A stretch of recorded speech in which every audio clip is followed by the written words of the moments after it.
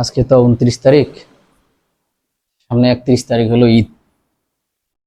Madam আসলে যদি বেতন বোনাসটা পাইতাম, তাহলে আব্বার জন্য, অসুস্থ বাবার জন্য কিছু কাপড় এবং ছোট ভাইদের পড়ালেখার খরচটা পাঠাই দিতাম। দেখি ম্যাডাম আসুক, চাই দেখি কি বলে।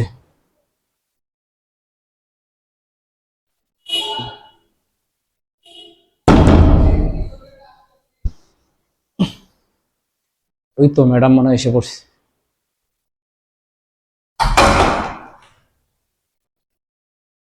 এই করিম, আসসালামু এত আলাইকুম। সময় লাগে? ওয়ালাইকুম সালাম। দরজা খুলতে গিয়ে এত সময় লাগে? না ম্যাডাম, ওই আমি ফ্রিজটা যে তো। এই কাজগুলো দিছিলাম সব ঠিকঠাক মতো হয়েছে? জি ম্যাডাম। হুম। ফ্রিজটা ভালো করে ভিতরেটা মুছছো? ম্যাডাম খালি তো বাসায় না থাকলে ফাঁকিবাজি করো কামে। না ম্যাডাম, পরিষ্কার করতেছিলাম তো। আচ্ছা ঠিক আছে, কাজ করো।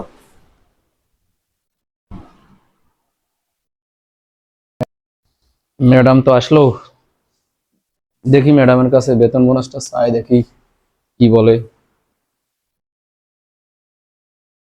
কি যে বলবে।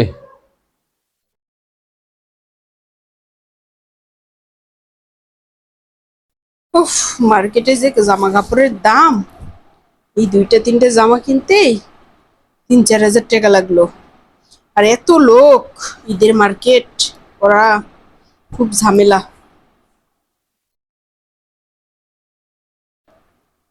ম্যাডাম আসবো?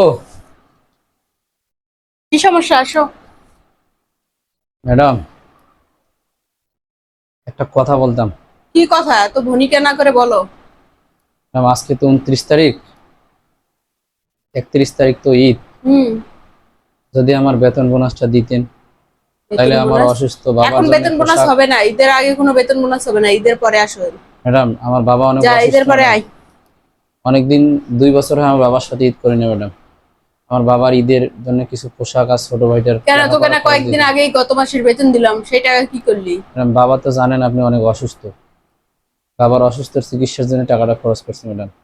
এই ছোট লোকদের এত অসুস্থ হয় কেন? হ্যাঁ। ম্যাডাম অসুস্থতা তো আর বলে আসে না ম্যাডাম। যদি আমার ঈদের বেতন বোনাসটা দিতেন, তাহলে মনে হয় ভালো হইতো। বললামই তো এখন হবে না। ম্যাডাম প্লিজ এমন করেন না ম্যাডাম। কয়েকদিন আগেই টাকা দিলাম, আবার টাকা টাকা টাকা টাকা। ছোট লোকের খালি টাকা ছাড়া কিছু বোঝে না, কাজ তো কিছু একটাও করেও না। কাজ তো করতেছি ম্যাডাম।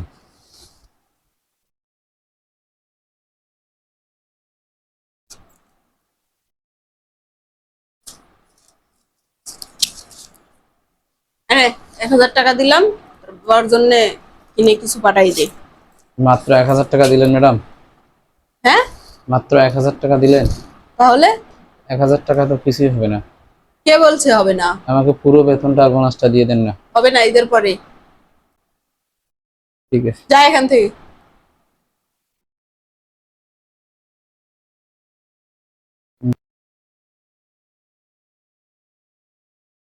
মাত্র একটা 1,000 টাকা দিল, এই টাকা দিয়ে কি করব আমি? কার জন্য কি কিনবো? আমার বাবাকে কি দেবো, আমার ছোট ভাইকে কি দেবো? উফ, তো দেখি, বাজারে যাই দেখি কি হয়।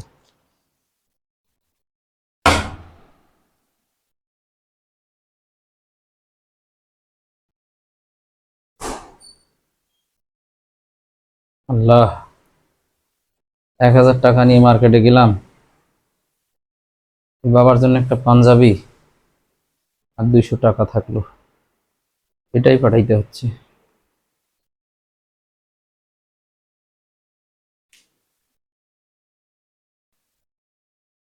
দেখি একটু বাবার সাথে কথা বলি নেই। হ্যালো আব্বা। হ্যাঁ রে বাবা। আব্বা তোমার জন্য একটা পাঞ্জাবি আর 200 টাকা পাঠাই দিলাম, এটা দিয়ে ঈদ করে নিও বাবা। বাবা তুই আসবি না, বাড়ি আসবি না? না বাবা, আমার আশা হবে না বাবা। এবার আমি চিন্তা করছি ঢাকায় শহরে ঈদ করব। তাছাড়া আমার বাড়ির মালিকের অনেকগুলো কাজ আছে তো, এই জন্য আমার ছুটি হবে না আব্বা। কষ্ট নিও না, ঈদ এবার একাই করে নিও। বাবা চিন্তা করলাম যে 2টা বছর থেকে বাড়ি এসে না, এবার একসাথে ঈদটা করব। বাবা আমিও তো চাইতেছিলাম আমি একসাথে ঈদ করব, কিন্তু আমার তো ছুটি নেই বাবা। তো ঠিক আছে বাবা, ঈদটা করে নিও। আচ্ছা বাবা, দেখো কি হয়, যেটা ভালো হয় ওইটা করো। আচ্ছা ঠিক আছে, রাখি।